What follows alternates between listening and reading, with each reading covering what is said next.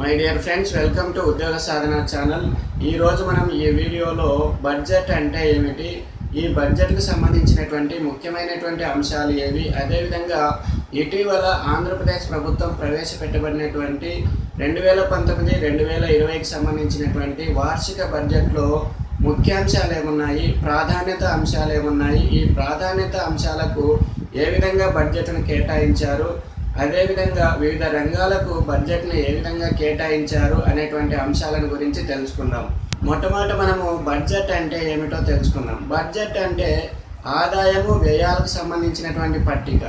అంటే మన ఇంట్లో ఒక నెలవారీగా ఆదాయం ఎంత వచ్చింది, మనం ఎంత ఖర్చు చేశాము అనేటువంటి అంశాలను ఒక పట్టిక రూపంలో రాసుకుంటే దాన్ని ఏమంటామంటే బడ్జెట్ అని అనవచ్చు. అదేవిధంగా మన దేశంలో కానీ మన రాష్ట్రంలో కానీ ఆదాయ వనరులు అంటే ఆదాయం ఎంత వస్తుంది, ఏ వనరుల ద్వారా ఆదాయం వస్తుంది, మనం ఎంత ఖర్చు చేస్తాము అనేటువంటిది ఒక పట్టిక ద్వారా రాసుకుంటే కనుక దాన్ని ఏమంటామంటే బడ్జెట్ అని అంటాం. ఆదాయ వ్యయాలకు సంబంధించినటువంటి ద్రవ్య పట్టిక, ఆదాయ వ్యయాలకు సంబంధించినటువంటి ద్రవ్య పట్టికనే బడ్జెట్ అని అంటాం.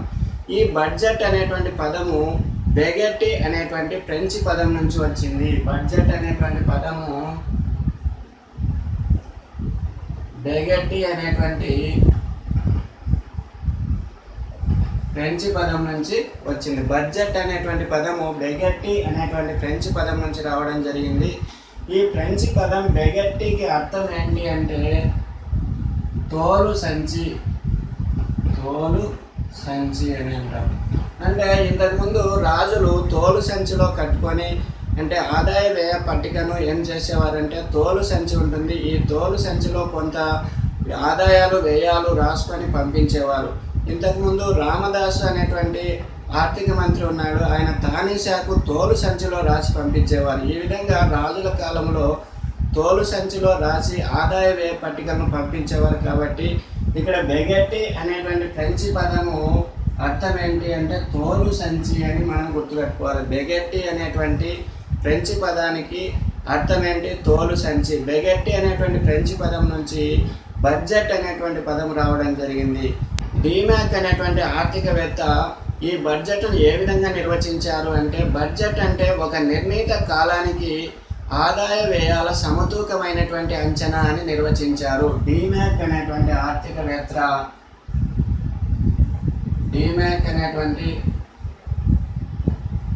ఆర్థికవేత్త ఏమని నిర్వచించారు అంటే ఒక నిర్ణీత కాలానికి సంబంధించినటువంటి ఆదాయ వ్యయాల సమతూకమైనటువంటి అంచనాని ఏమంటారు అంటే బడ్జెట్ అని నిర్వచించడం జరిగింది. మన భారత ప్రభుత్వం కానీ రాష్ట్ర ప్రభుత్వం కానీ ఆర్థిక కార్యకలాపాలకు సంబంధించినటువంటి అంశాలను ఆదాయ వ్యయాలను వీటి అన్నిటినీ ఒక ద్రవ్య పట్టిక ద్వారా తయారు చేస్తారు. ఈ విధంగా తయారు చేసినటువంటి దాన్ని ఏమంటామంటే బడ్జెట్ అని అంటాము. బడ్జెట్ను మనం రూపొందించేటువంటి కాలాన్ని బట్టి విధానాన్ని బట్టి వివిధ రకాలుగా ఉంటుంది. బడ్జెట్ అనేది ఎన్ని రకాలుగా ఉంటుంది అనేటువంటి అంశాన్ని మనం ఇప్పుడు పరిశీలిద్దాం. ఇక్కడ చూడండి బడ్జెట్లో రకాలు, బడ్జెట్లో ఎన్ని రకాలు ఉన్నాయి చూడండి. స్వల్పకాలిక బడ్జెట్, దీర్ఘకాలిక బడ్జెట్, సంతులిత బడ్జెట్, అసంతులిత బడ్జెట్, మిగులు బడ్జెట్, లోటు budget, performance budget, program budget, incremental budget, zero based budget, vote and account budget.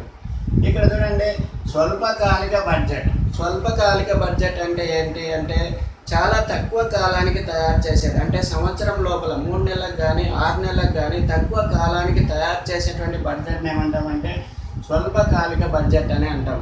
Next చూడండి దీర్ఘకాలిక బడ్జెట్. దీర్ఘకాలిక బడ్జెట్ అంటే ఎక్కువ లాంగ్ టైం, ఎక్కువ కాలానికి దీర్ఘకాలానికి తయారు చేస్తే 5 సంవత్సరాలు 10 సంవత్సరాల కాలానికి తయారు చేస్తే దాన్ని ఏమంటామంటే దీర్ఘకాలిక బడ్జెట్ అని అంటాం. నెక్స్ట్ సంతులిత బడ్జెట్.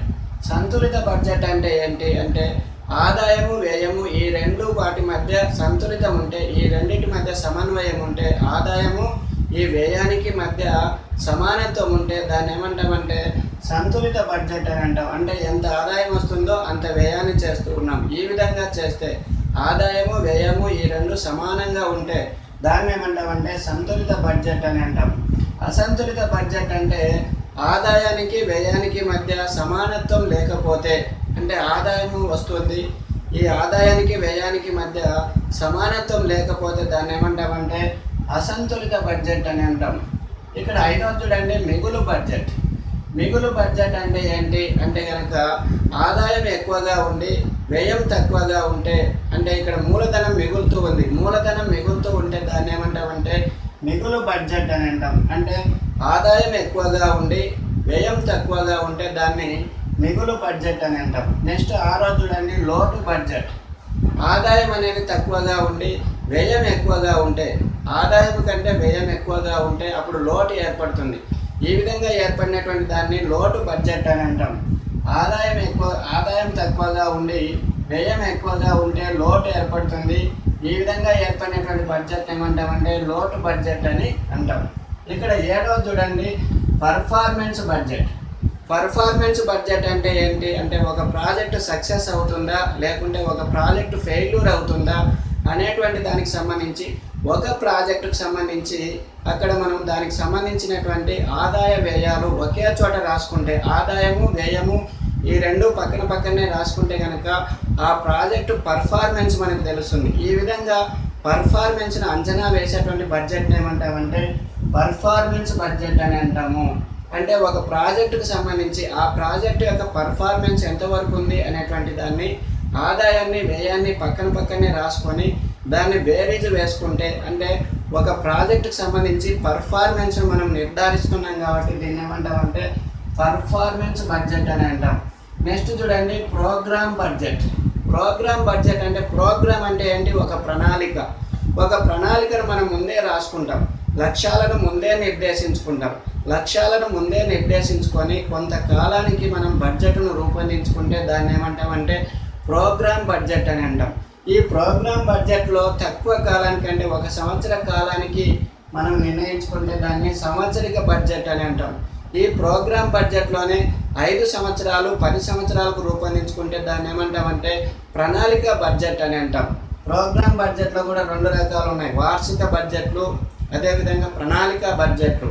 ప్రోగ్రామ్ అంటే ఏం లేదు, ప్రోగ్రామ్ అంటే ఒక ప్రణాళిక రూపొందించుకోవడం, లక్ష్యాలను రూపొందించుకోవడం. ఈ లక్ష్యాలకు అనుగుణంగా మనం బడ్జెట్ను రూపొందించుకుంటే దాన్ని ఏమంటామంటే ప్రోగ్రామ్ బడ్జెట్. ఇక్కడ పంచవర్ష ప్రణాళికలు అనేవి దీని కిందకి వస్తాయి. పంచవర్ష ప్రణాళికలు అంటే 5 సంవత్సరాల కాలానికి లక్ష్యాలను నిర్దేశించుకొని దానికి అనుగుణంగా మనం బడ్జెట్ను తయారు చేసుకుంటాం. ఈ విధంగా తయారు చేసుకుంటే దాన్ని ఏమంటామంటే ప్రోగ్రామ్ బడ్జెట్ అని అంటాం. నెక్స్ట్ చూడండి incremental budget.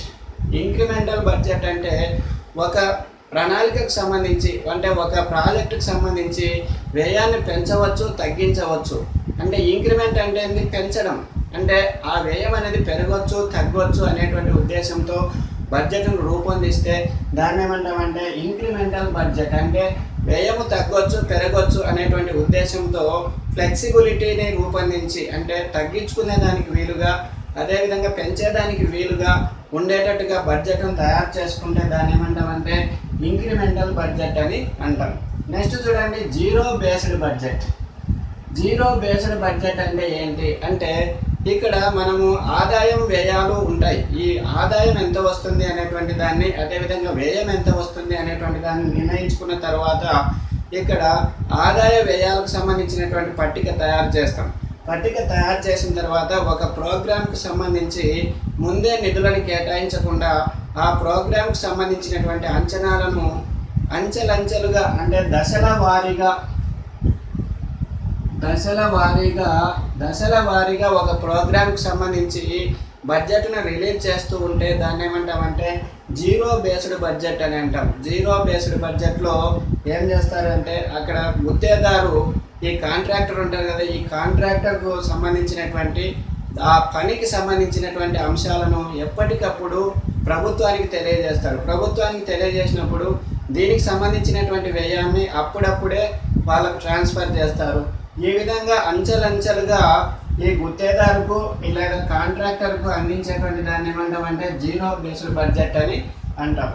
Next vote on account budget. ఈ ఓటాన్ అకౌంట్ బడ్జెట్ అంటే ఏంటి అంటే ప్రభుత్వము పూర్తికాల బడ్జెట్ను తయారు చేయలేనప్పుడు తక్కువ కాలానికి 3 నెలలకు 4 నెలలకు తయారు చేసేటువంటి తాత్కాలికంగా తయారు చేసే బడ్జెట్ని ఏమంటామంటే ఓటాన్ అకౌంట్ బడ్జెట్ అని అంటాం. ఎలక్షన్లు వచ్చాయి, ఎలక్షన్లకు ఎలక్షన్లకు ముందు అంటే ప్రభుత్వం అనేది 3 నెలలు లేదా 4 నెలలు ఉంటుంది. ఎలక్షన్ల తర్వాత కొత్త ప్రభుత్వం ఏర్పడుతుంది. ఈ విధంగా వచ్చినప్పుడు ప్రభుత్వానికి అత్యవసర పరిస్థితులు వచ్చినప్పుడు చేసేటువంటి బడ్జెట్ని ఏమంటామంటే ఓట్ ఆన్ అకౌంట్ బడ్జెట్ అని అంటాం. ఈ ఓట్ ఆన్ అకౌంట్ బడ్జెట్ మొన్న 2019, 2020కి సంబంధించినటువంటి ఇంతకుముందు గత ప్రభుత్వం చేసినటువంటి దాన్ని ఓట్ ఆన్ అకౌంట్ బడ్జెట్ అని అంటాం. ఈ ఓట్ ఆన్ అకౌంట్ బడ్జెట్ తాత్కాలికంగా ఉంటుంది.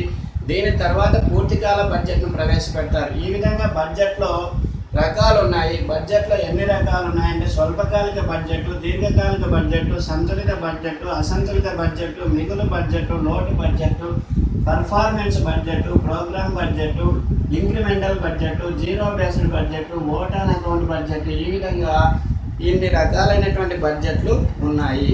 ఈ బడ్జెట్ను కేంద్రంలో అయితే పార్లమెంటులో, రాష్ట్రంలో అయితే శాసనసభలో ఆర్థిక మంత్రులు ప్రవేశపెడతారు. ఈ బడ్జెట్ను ప్రవేశపెట్టినప్పుడు సాయంత్రం 5 గంటలకు ఎక్కువగా దీని బడ్జెట్ను ప్రవేశపెట్టేవారు. బ్రిటిష్ సాంప్రదాయం ప్రకారం సాయంత్రం 5 గంటలకు బడ్జెట్ను ప్రవేశపెట్టేవారు. అయితే ఈ సాంప్రదాయాన్ని మనం కొంతవరకు కొనసాగించడం జరిగింది. 5 గంటలకు బడ్జెట్ను ప్రవేశపెడుతూ వచ్చారు. యశ్వంత్ సిన్హా ఆర్థిక మంత్రిగా ఉన్నప్పుడు దీన్ని మార్చివేసి పూర్తిగా బ్రిటిష్ వారి యొక్క సాంప్రదాయాన్ని మార్చివేసి మధ్యాహ్నం 12 గంటలకు బడ్జెట్ను ప్రవేశపెట్టడం అనేది మొట్టమొదట స్టార్ట్ అయింది. యశ్వంత్ సిన్హా ఆర్థిక మంత్రిగా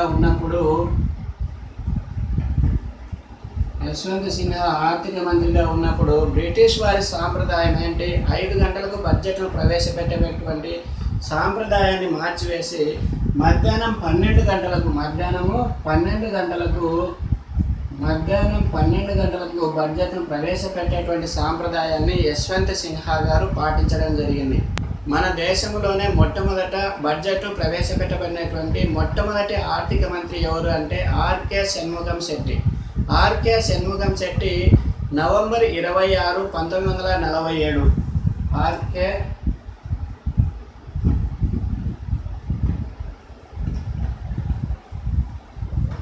ఆర్కే షణ్ముగం శెట్టి ఈయన మొట్టమొదటి ఆర్థిక మంత్రి. మనకి స్వాతంత్రం వచ్చిన తర్వాత మొట్టమొదటి ఆర్థిక మంత్రి ఈయన 1947 నవంబర్ 26న మొట్టమొదట బడ్జెట్ను ప్రవేశపెట్టారు. మొట్టమొదట బడ్జెట్ను ప్రవేశపెట్టినటువంటి ఆర్థిక మంత్రి ఎవరు అంటే ఆర్కే షణ్ముగం శెట్టి. నెక్స్ట్ ఎక్కువ సార్లు బడ్జెట్ను ప్రవేశపెట్టిన వారు ఎవరు అంటే మొరార్జీ దేశాయ్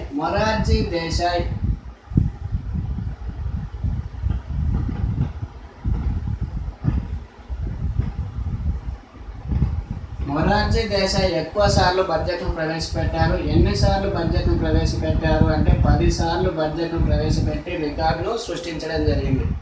ఇక్కడ బడ్జెట్ను ఎప్పుడు ప్రవేశపెడతారు అంటే కనుక ఈ బడ్జెట్ సంవత్సరము అంటే కనుక ఏప్రిల్ 1 నుంచి మార్చి 31 వరకు, ఏప్రిల్ 1 నుంచి మార్చి 31 వరకు దీన్ని ఏమంటామంటే ఒక బడ్జెట్ కాలం, ఒక సంవత్సర కాలం అని అంటాం.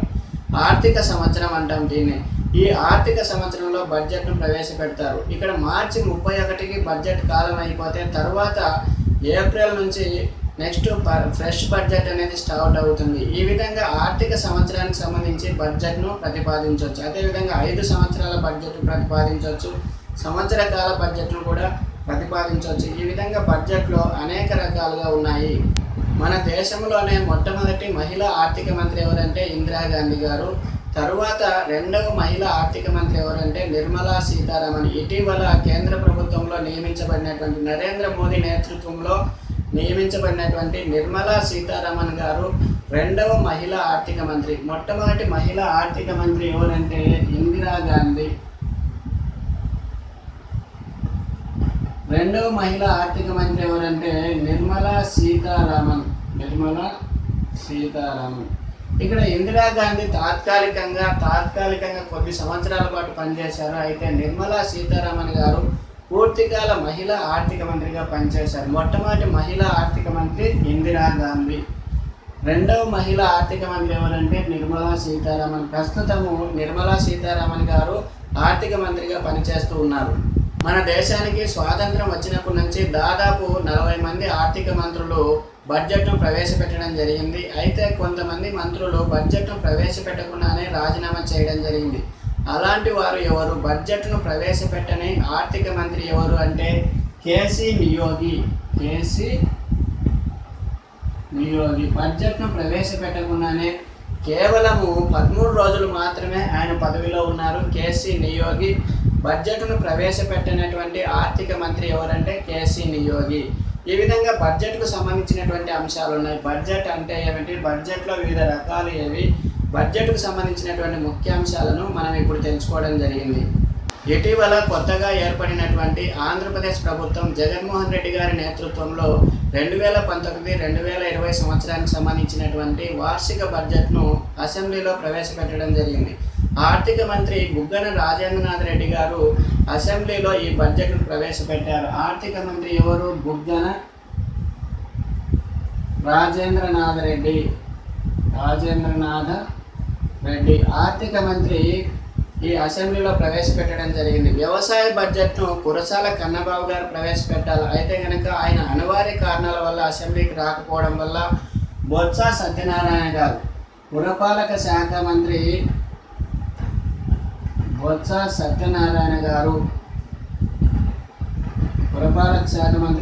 సత్యనారాయణ గారు వ్యవసాయ బడ్జెట్ను ప్రవేశపెట్టడం జరిగింది. అదేవిధంగా శాసన మండలిలో పిల్లి సుభాష్ చంద్రబోస్ గారు బడ్జెట్ ప్రవేశపెట్టడం జరిగింది. ఈ విధంగా ఆంధ్రప్రదేశ్ బడ్జెట్కు సంబంధించినటువంటి విశేషాలను మనం ఇప్పుడు తెలుసుకుందాం. ఇటీవల 2019 జూలై 12వ తారీఖున అసెంబ్లీలో ఆర్థిక మంత్రి బుగ్గన రాజేంద్రనాథ్ రెడ్డి గారు ప్రవేశపెట్టబడినటువంటి వార్షిక బడ్జెట్ 2019-2020 సంవత్సరానికి సంబంధించినటువంటి వార్షిక బడ్జెట్ యొక్క అంచనా వ్యయం ఎంత ఉంది అంటే, అంచనా వ్యయం 2,27,974.99 కోట్లు. గత ప్రభుత్వం ప్రవేశపెట్టబడినటువంటి బడ్జెట్ యొక్క అంచనా వ్యయం ఎంత? 2,26,000 కోట్లు. 2,26,000 కోట్లను గత ప్రభుత్వం ప్రవేశపెట్టింది. గత ప్రభుత్వం ప్రవేశపెట్టబడినటువంటి ఈ బడ్జెట్ కంటే ప్రస్తుతం ప్రవేశపెట్టబడినటువంటి ఈ బడ్జెట్ ఎంత శాతం ఎక్కువగా ఉంది అంటే 19% ఎక్కువగా ఉంది. Very very important.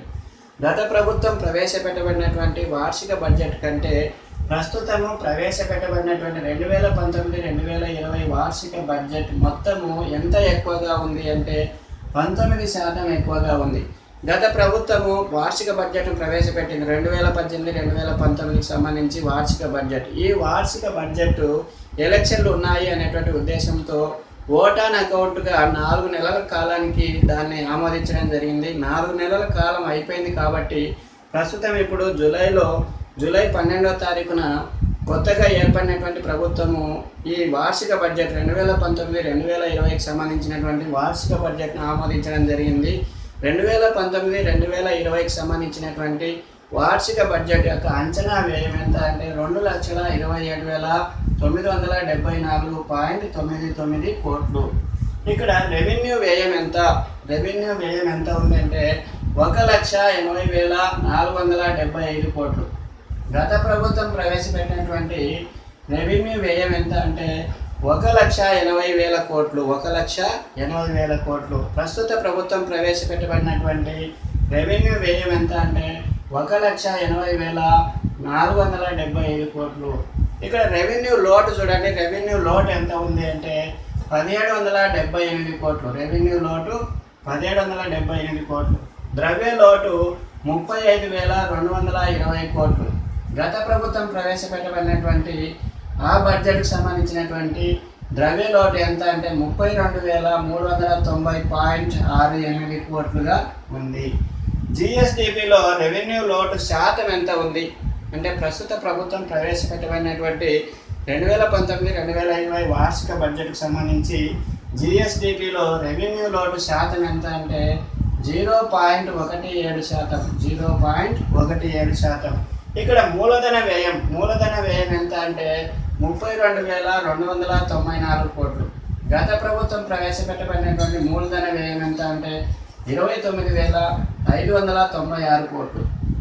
ఇక్కడ అప్పులకు సంబంధించి అంటే ప్రభుత్వం తెచ్చినటువంటి అప్పులకు సంబంధించినటువంటి తిరిగి చెల్లింపులు చేసేటువంటి వ్యయం ఎంత అంటే అప్పులకు తిరిగి చెల్లించేటువంటి వ్యయం ఎంత అంటే కనుక 8,994 కోట్లు. అంటే ప్రతి సంవత్సరము 8,994 కోట్లను అప్పులుగా తెచ్చినటువంటి మొత్తానికి వడ్డీ అసలు కలిపి ఎంత కడుతున్నారంటే 8,994 కోట్లు. ఇక్కడ 2019-2020 సంవత్సరానికి సంబంధించి ఎక్కువగా ఏ అంశాలకు ప్రాధాన్యతనిచ్చారు అంటే నవరత్నాలు. ఈ నవరత్నాలు అనేవి జగన్మోహన్ రెడ్డి గారు పాదయాత్రలో నవరత్నాల గురించి విస్తృత ప్రచారం చేశారు. ఈ విస్తృత ప్రచారం చేసినటువంటి నవరత్నాలకు 2019-2020 సంవత్సరానికి సంబంధించినటువంటి వార్షిక బడ్జెట్లో ఎక్కువ కేటాయింపులను చేయడం జరిగింది. ప్రాధాన్యత అంశాలు ఏవి? 2019-2020 సంవత్సరానికి సంబంధించినటువంటి వార్షిక బడ్జెట్లో ముఖ్యమైనటువంటి ప్రాధాన్యత అంశాలు ఏవి అంటే నవరత్నాలు. నవరత్నాల్లో 9 అంశాలు ఉన్నాయి. చూడండి, నవరత్నాలు ప్రాధాన్యత అంశాలు ఏవి అంటే నవరత్నాలు. నవరత్నాల్లో ఉన్నటువంటి 9 అంశాలు ఏవి? Very very important. నవరత్నాల్లో మొట్టమొదటిది పింఛన్లు, రెండవది వైఎస్ఆర్ రైతు భరోసా, మూడవది అమ్మఒడి, నాలుగవది ఫీజు రీఎంబర్స్మెంట్, ఐదవది తాగునీటి ప్రాజెక్టుల యొక్క నిర్మాణం, ఆరవది ఆరోగ్యశ్రీ, ఏడవది 3 దశల్లో మద్య నిషేధం, ఎనిమిదవది ప్రతి పేదవాడికి ఇల్లు నిర్మాణం, తొమ్మిదవది వైఎస్ఆర్ ఆసరా, డ్వాక్రా సంఘాల యొక్క పునరుద్ధరణ, వడ్డీ లేని రుణాలు. ఈ విధంగా 9 అంశాలు ఉన్నాయి. నవరత్నాల్లో ముఖ్యంగా 9 అంశాలు ఉన్నాయి. ఈ 9 అంశాలకు ఈ బడ్జెట్లో ఎక్కువగా కేటాయింపులు జరపడం జరిగింది. ఈ 9 అంశాలు ఏవి? మరొక్కసారి చూడండి. 9 అంశాలు: ఒకటవది పింఛన్లు, రెండవది వైఎస్ఆర్ రైతు భరోసా, మూడవది అమ్మఒడి, నాలుగవది ఫీజు రీఎంబర్స్మెంట్, ఐదవది తాగునీటి ప్రాజెక్టుల యొక్క నిర్మాణం, ఆరవది ఆరోగ్యశ్రీ, ఏడవది 3 దశల్లో మద్య నిషేధం, ఎనిమిదవది ప్రతి పేదవాడికి ఇల్లు, తొమ్మిదవది వైఎస్ఆర్ ఆసరా, డ్వాక్రా సంఘాల పునరుద్ధరణ, వడ్డీ లేని రుణాలు. ఈ విధంగా 9 అంశాలు నవరత్నాల్లో ఉన్నాయి. ఈ 9 అంశాలకు సంబంధించినటువంటి కేటాయింపులు ఇక్కడ 2019-2020 సంవత్సరానికి సంబంధించినటువంటి బడ్జెట్లో ఏ విధంగా ఉన్నాయో మనం ఇప్పుడు తెలుసుకుందాం. ఇటీవల కొత్తగా ఏర్పడినటువంటి జగన్మోహన్ రెడ్డి గారి ప్రభుత్వము 2019-2020 సంవత్సరానికి సంబంధించినటువంటి వార్షిక బడ్జెట్ను సమర్పించడం జరిగింది. ఈ వార్షిక బడ్జెట్లో ఎక్కువగా నవరత్నాలకు ప్రాధాన్యత ఇచ్చారు. ఈ నవరత్నాల్లో ఏ అంశానికి ఎంత నిధులు కేటాయించారు అనేది వెరీ వెరీ ఇంపార్టెంట్. కాంపిటేటివ్ ఎగ్జామ్స్లో కూడా దీనికి సంబంధించి అనేక ప్రశ్నలు అడిగేదానికి అవకాశం ఉంది కాబట్టి ఈ అంశాన్ని మనం ప్రాధాన్యతగా వివరించడం జరిగింది. ఇక్కడ చూడండి, ఎక్కువగా ప్రాధాన్యత కలిగినటువంటి నవరత్నాలు అనేటువంటివి ఉన్నాయి. ఈ నవరత్నాల్లో ఈ విధంగా పింఛన్లు, వైఎస్ఆర్ రైతు భరోసా, అమ్మఒడి, ఫీజు రీఎంబర్స్మెంటు, తాగునీటి ప్రాజెక్టుల యొక్క నిర్మాణం, ఆరోగ్యశ్రీ, 3 దశల్లో మద్య నిషేధం, ప్రతి పేదవాడికి ఇల్లు, వైఎస్ఆర్ ఆసరా, డ్వాక్రా సంఘాల యొక్క పునరుద్ధరణ, వడ్డీ లేని రుణాలు. ఈ విధంగా 9 రకాలైనటువంటి నవరత్నాలు. ఈ నవరత్నాలకు ఎంత మొత్తాన్ని కేటాయించారు అనేది.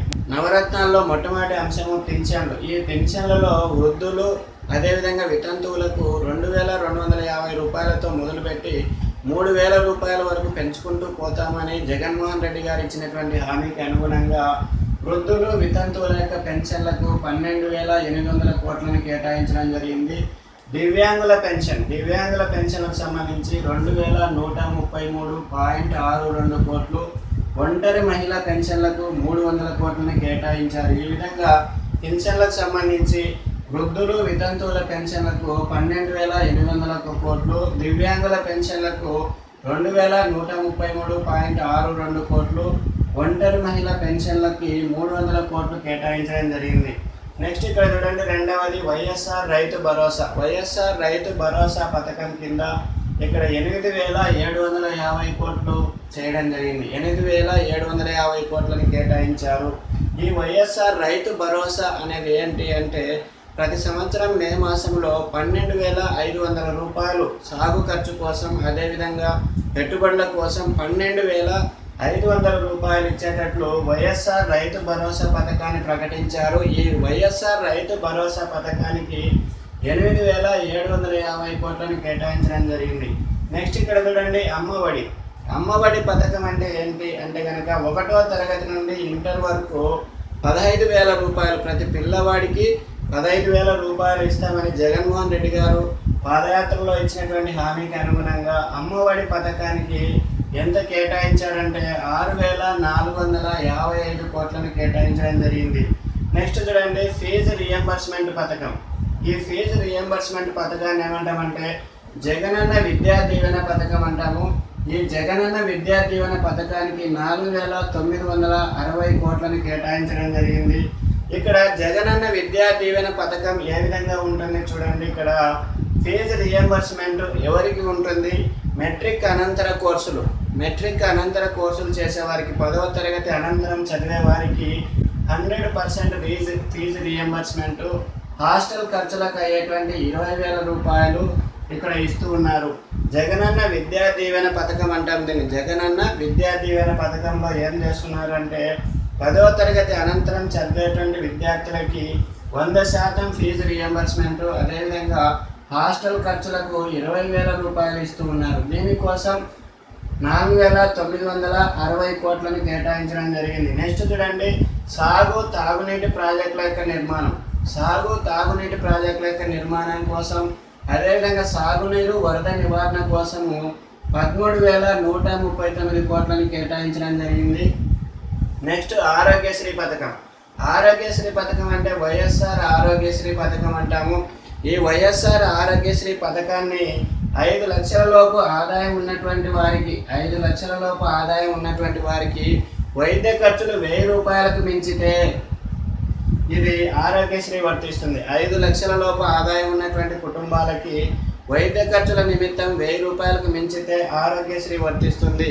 ఈ ఆరోగ్యశ్రీని వైఎస్ఆర్ ఆరోగ్యశ్రీ అని పేరు మార్చడం జరిగింది. ఈ వైఎస్ఆర్ ఆరోగ్యశ్రీకి ఎంత కేటాయించారంటే 1,740 కోట్లను కేటాయించడం జరిగింది. ఇక్కడ 3 దశల్లో మద్య నిషేధం అన్నారు. దశల వారీగా మద్య నిషేధాన్ని అమలు చేస్తూ ఉన్నారు. మొట్టమొదటి బెల్ట్ షాపులను రద్దు చేయడం, తర్వాత ప్రభుత్వమే ఆ మద్యం షాపులను తీసుకోవడం, ఈ విధంగా దశల వారీగా మద్య నిషేధాన్ని కొనసాగించాలి అనేటువంటి ఉద్దేశం అనేది 7వ అంశంలో వస్తుంది. ప్రతి పేదవాడికి ఇల్లు అనేది 8వ అంశం. ప్రతి పేదవాడికి ఇల్లుకు సంబంధించి 5,000 కోట్లను కేటాయించడం జరిగింది. తర్వాత వైఎస్ఆర్ ఆసరా డ్వాక్రా సంఘాల పునరుద్ధరణ, వడ్డీ లేని రుణాల కోసం 1,140 కోట్లను కేటాయించడం జరిగింది. ఈ విధంగా నవరత్నాలకు సంబంధించి ఈ నవరత్నాలు 9 ఉన్నాయి. ఈ నవరత్నాలకు సంబంధించినటువంటి కేటాయింపులు వెరీ ఇంపార్టెంట్. పెన్షన్లకు సంబంధించి వృద్ధులు వితంతువుల పెన్షన్లకు 12,800 కోట్లు, దివ్యాంగుల పెన్షన్లకు 2,133.62 కోట్లు, ఒంటరి మహిళా పెన్షన్లకు 3,000 కోట్లు కేటాయించారు. వైఎస్ఆర్ రైతు భరోసాకు 8,750 కోట్లు, అమ్మఒడి పథకానికి 6,455 కోట్లు, ఫీజు రియంబర్స్మెంట్ జగనన్న విద్యా దీవెన పథకం అంటాం దీన్ని 4,960 కోట్లు, అదేవిధంగా సాగు తాగునీటి ప్రాజెక్టుల నిర్మాణం వరద నివారణ కోసం 13,139 కోట్లు, ఆరోగ్యశ్రీ వైఎస్ఆర్ ఆరోగ్యశ్రీకి 1,740 కోట్లు వెరీ ఇంపార్టెంట్. ఇది వైఎస్ఆర్ ఆరోగ్యశ్రీకి 1,740 కోట్లను కేటాయించడం జరిగింది. ప్రతి పేదవాడికి ఇళ్లకు 5,000 కోట్లు. ఇక్కడ డ్వాక్రా సంఘాలకు సంబంధించినటువంటి డ్వాక్రా సంఘాల యొక్క వైఎస్ఆర్ ఆసరా పథకం అంటాం దీన్ని. వైఎస్ఆర్ ఆసరా పథకానికి డ్వాక్రా సంఘాల పునరుద్ధరణకు వడ్డీ లేని రుణాల కోసం 1,140 కోట్లను కేటాయించడం జరిగింది. ఈ విధంగా నవరత్నాలకు సంబంధించినటువంటి అంశాలను మనం ఎక్కువగా కాన్సన్ట్రేట్ చేయాలి. ఏ అంశానికి ఎంత కేటాయించారనేది మనం గుర్తుంచుకుంటే కనుక కాంపిటేటివ్ ఎగ్జామ్స్లో దీనికి సంబంధించి ఎక్కువ ప్రశ్నలు అడిగేదానికి అవకాశం ఉంది. 2019-2020 సంవత్సరానికి సంబంధించినటువంటి వార్షిక బడ్జెట్ని ఆర్థిక మంత్రి బుగ్గన రాజేంద్రనాథ్ రెడ్డి గారు అసెంబ్లీలో ప్రవేశపెట్టారు. అదేవిధంగా శాసన మండలిలో ఎవరు ప్రవేశపెట్టారు అంటే రెవెన్యూ శాఖ మంత్రి పిల్లి సుభాష్ చంద్రబోస్ గారు ప్రవేశపెట్టారు.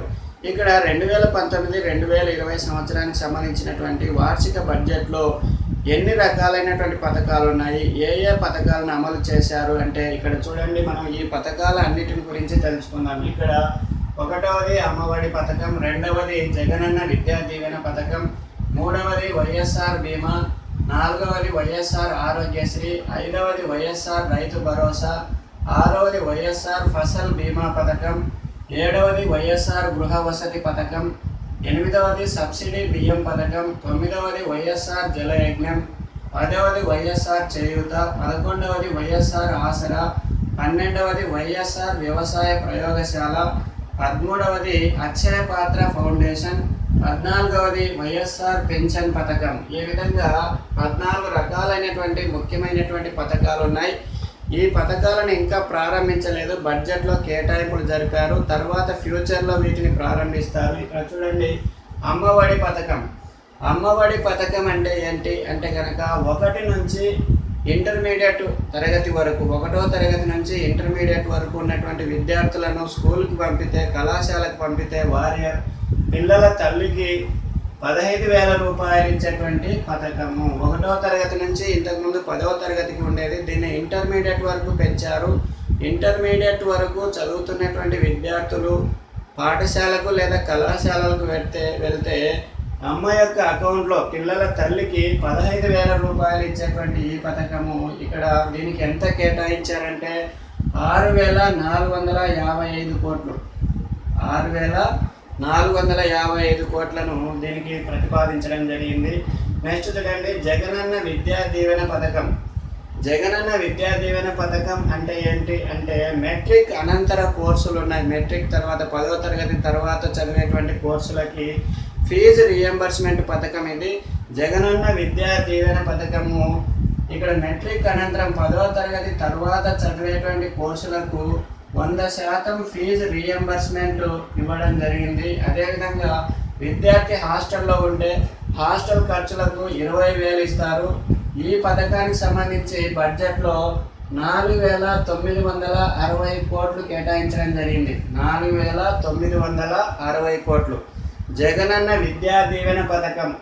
జగనన్న విద్యా దీవెన పథకం అంటే ఏంటి? మెట్రిక్ తర్వాత కోర్సులకు 100% ఫీజు రియంబర్స్మెంట్ ఇవ్వడం, అదేవిధంగా విద్యార్థికి హాస్టల్ ఖర్చులకు సంవత్సరానికి 20,000 రూపాయలు ఇవ్వడము. దీనికి 4,960 కోట్లు కేటాయించడం జరిగింది. నెక్స్ట్ చూడండి, వైఎస్ఆర్ బీమా పథకం. ఈ వైఎస్ఆర్ బీమా పథకం కింద ఏం చేస్తారంటే 18 నుంచి 60 సంవత్సరాల లోపు ఎవరైనా సరే వ్యక్తి మరణిస్తే కనుక సహజ మరణం అయితే 1,00,000 రూపాయలు, ప్రమాదంలో మరణిస్తే 5 లక్షల రూపాయలు. సహజ మరణం జరిగితే కనుక 18 నుంచి 60 సంవత్సరాల లోపు ఏ వ్యక్తి అయినా సరే సహజ మరణం ద్వారా మరణిస్తే 1,00,000 రూపాయలు, ప్రమాదంలో మరణిస్తే కనుక 5 లక్షల రూపాయలు ఇస్తారు. దీన్నే వైఎస్ఆర్ బీమా పథకం అంటాము. దీనికి బడ్జెట్లో ఎంత కేటాయించాలంటే 404.02 కోట్లను కేటాయించడం జరిగింది. ఇది వైఎస్ఆర్ బీమా పథకం. నెక్స్ట్ చూడండి, వైఎస్ఆర్ ఆరోగ్యశ్రీ. వైఎస్ఆర్ ఆరోగ్యశ్రీ అంటే ఏంటి? ఏదైనా సరే వ్యక్తికి వైద్య ఖర్చులు ఇవ్వడం అనేది వార్షిక ఆదాయం 5 లక్షల కంటే తక్కువగా ఉంటే కనుక 1,000 రూపాయలు వైద్య ఖర్చులు మించితే 1,000 రూపాయలకు మించితే వారికి వైఎస్ఆర్ ఆరోగ్యశ్రీ వర్తిస్తుంది. వార్షిక ఆదాయం 5 లక్షల కంటే తక్కువ ఉండాలి.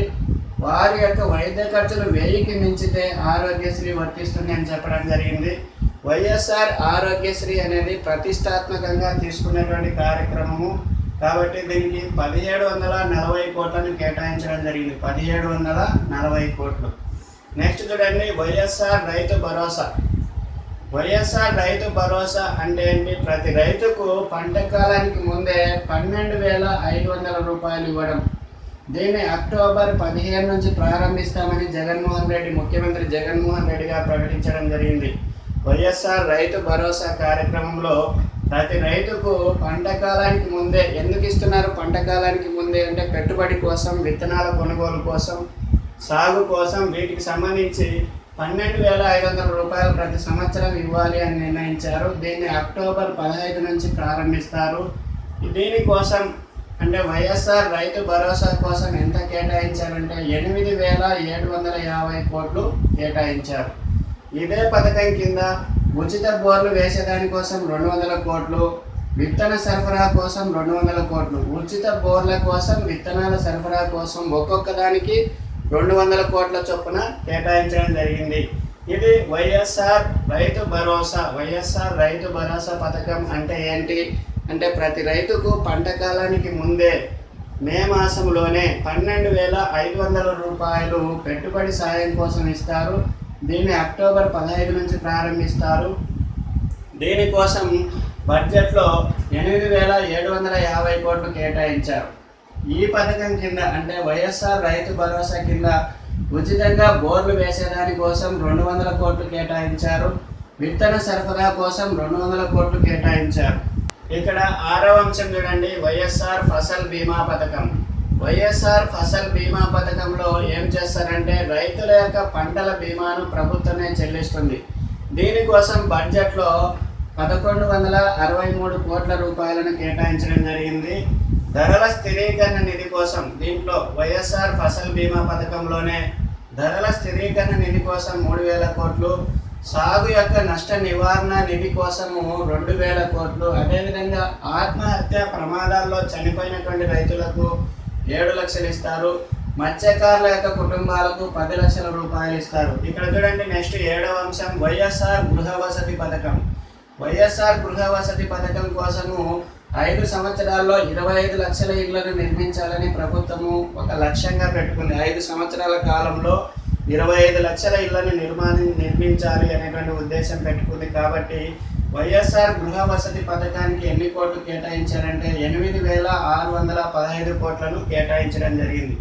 నెక్స్ట్ 8వ అంశం చూడండి, సబ్సిడీ బియ్యం పథకం. సబ్సిడీ బియ్యం పథకం అనేది 3000 కోట్లు కేటాయించారు. 3000 కోట్లు కేటాయించారు. నెక్స్ట్ 9వ అంశం చూడండి, వైఎస్ఆర్ జలయజ్ఞం. వైఎస్ఆర్ జలయజ్ఞంలో సాగునీటి ప్రాజెక్టుల యొక్క నిర్మాణం. వైఎస్ఆర్ జలయజ్ఞానికి సంబంధించినటువంటి సాగునీటి నిర్మాణం కోసం సాగునీటి ప్రాజెక్టుల యొక్క నిర్మాణాన్ని చేస్తారు. అదేవిధంగా ఇక్కడ వైఎస్ఆర్ జలయజ్ఞం పథకం కింద 2021 జూన్ కంతా పోలవరాన్ని పూర్తి చేయాలి అనేటువంటి లక్ష్యంగా నిర్ణయించుకోవడం జరిగింది. అయితే పోలవరం ప్రాజెక్టును జాతీయ ప్రాజెక్టుగా పేర్కొనడం వల్ల కేంద్ర ప్రభుత్వం దానికి సంబంధించినటువంటి నిధులను చూసుకుంటుంది.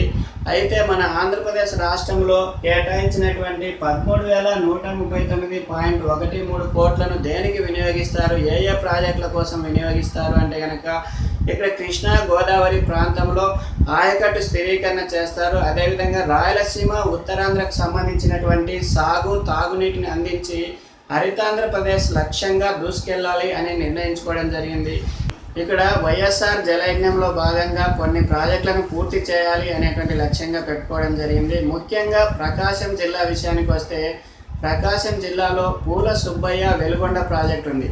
ఈ పూల సుబ్బయ్య వెలుగొండ ప్రాజెక్టును పూర్తి చేస్తే 1.19 లక్షల ఎకరాలకు నీటిని అందించవచ్చు అనేటువంటి ఉద్దేశంతో దీన్ని పూర్తి చేయాలి అని భావించడం జరిగింది. కర్నూలు, అనంతపురం జిల్లాలకు సంబంధించి అవుకు ప్రాజెక్టు సొరంగ మార్గం 1వ దశను పూర్తి చేయాలి అని నిర్ణయించారు.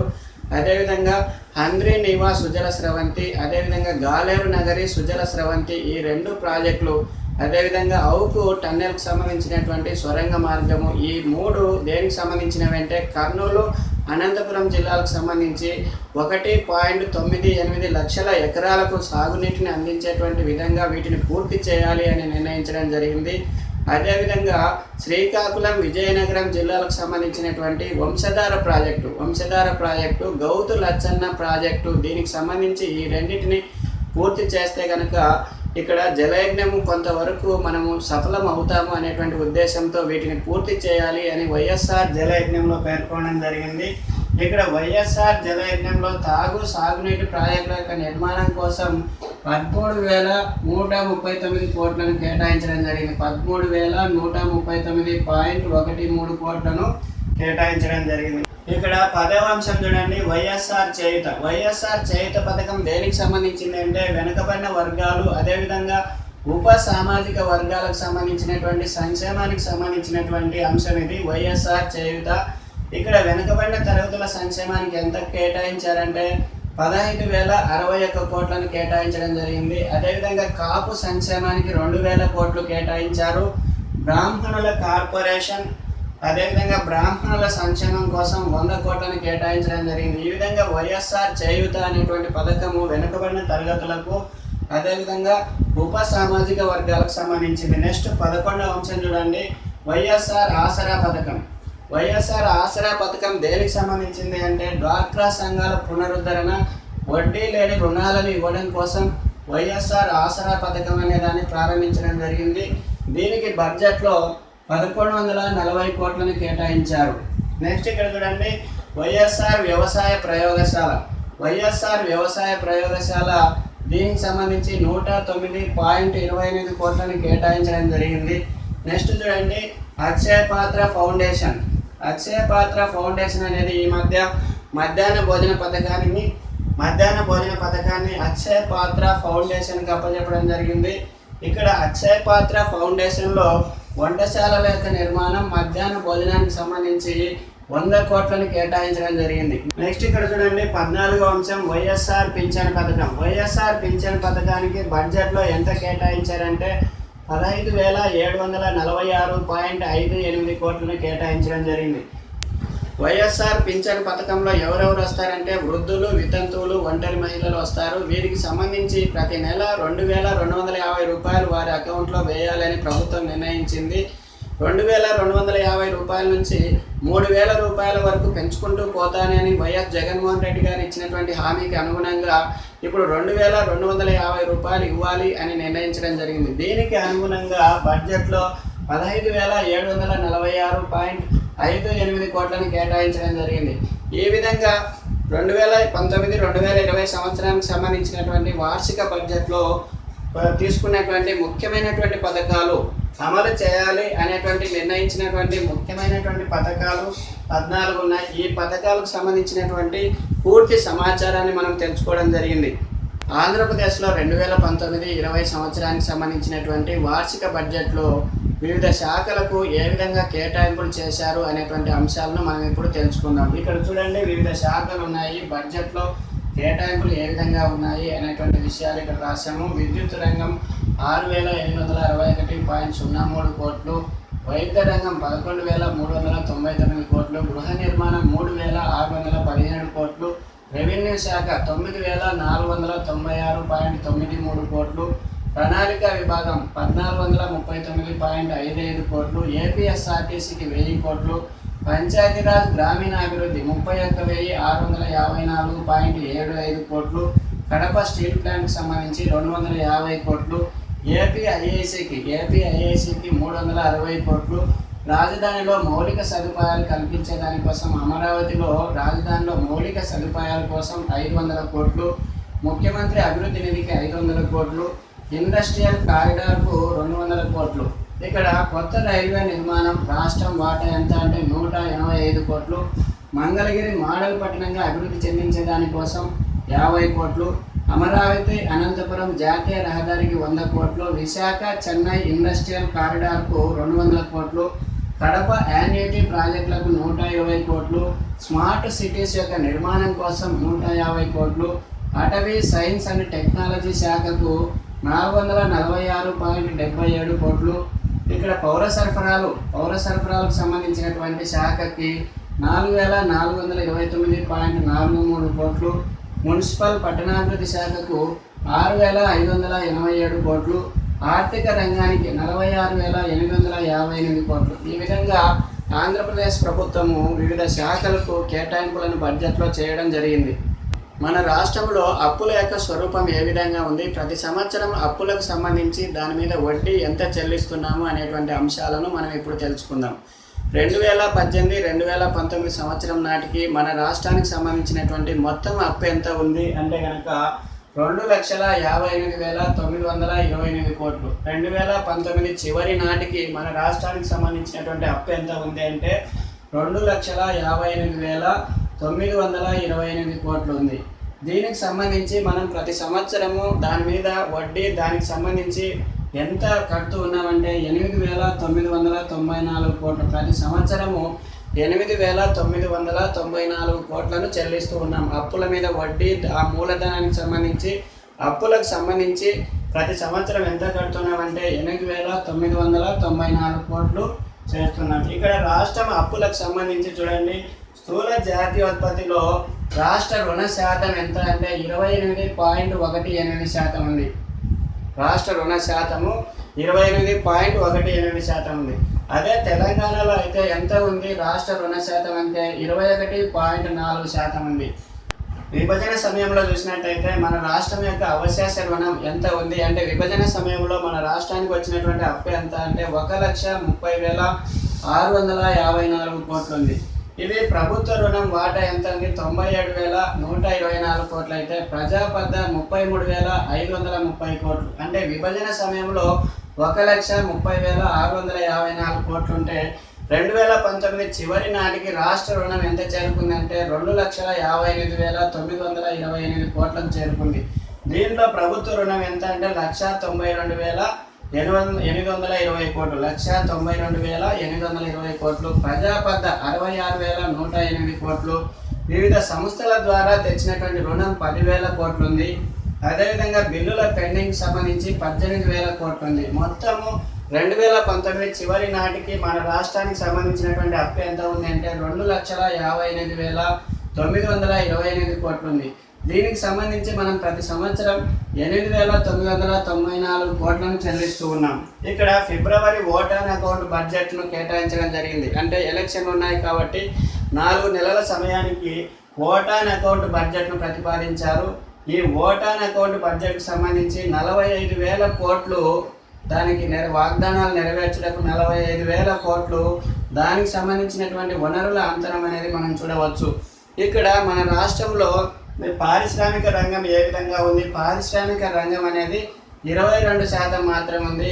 సేవల రంగం 44% ఉంది. అదేవిధంగా వ్యవసాయం యొక్క పాత్ర 34% ఉంది. మన రాష్ట్రం యొక్క అభివృద్ధిలో పారిశ్రామిక రంగం 22%, సేవల రంగం 44%, వ్యవసాయం పాత్ర 34% ఉంది. ఇక్కడ వ్యవసాయం పాత్ర తెలంగాణలో అయితే 18% మాత్రమే ఉంది.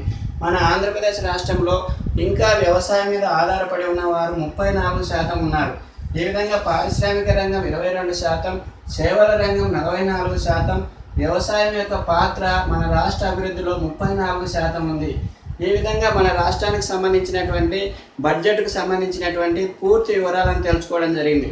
మై డియర్ ఫ్రెండ్స్, ఈరోజు మనం ఈ వీడియోలో బడ్జెట్ అంటే ఏమిటి, బడ్జెట్కి సంబంధించినటువంటి విశేష అంశాలను గురించి తెలుసుకోవడం జరిగింది. అదేవిధంగా 2019-2020 సంవత్సరానికి సంబంధించినటువంటి ఆంధ్రప్రదేశ్ ప్రవేశపెట్టబడినటువంటి బడ్జెట్లోని ముఖ్యాంశాలు, ప్రాధాన్యత అంశాలు, వివిధ శాఖలకు ఏ విధంగా కేటాయించారు అనేటువంటి ముఖ్యమైనటువంటి అంశాలను గురించి తెలుసుకోవడం జరిగింది. మై డియర్ ఫ్రెండ్స్, ఈ వీడియో కనుక మీకు నచ్చినట్లయితే షేర్ చేయండి, లైక్ చేయండి. మరిన్ని అప్డేట్స్ కోసం మా ఛానల్ సబ్స్క్రైబ్ చేసుకోవడం మర్చిపోవద్దండి. Thank you very much. All the best.